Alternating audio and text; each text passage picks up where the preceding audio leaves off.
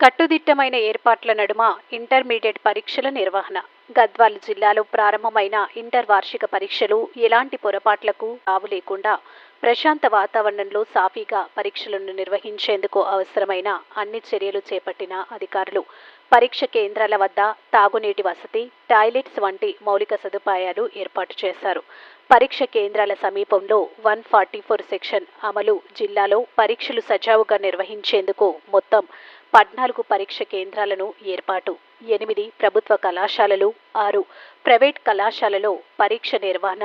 Inter ప్రథమ సంవత్సరంలో 4057, ద్వితీయ సంవత్సరం 4284, మొత్తం 8341 విద్యార్థులు పరీక్ష రాయనున్నారు. పరీక్షల నిర్వహణకు 14 మంది చీఫ్ సూపరింటెండెంట్లు, 14 మంది డిపార్ట్మెంట్లో అధికారులు, 3 పేపర్ కస్టోడియన్లు, 1 ఫ్లయింగ్ స్క్వాడ్, 2 సెట్టింగ్ స్క్వాడ్లను ఏర్పాటు. నేటి నుండి ఈ నెల 25వ తేదీ వరకు పరీక్షలు జరగనున్నాయి.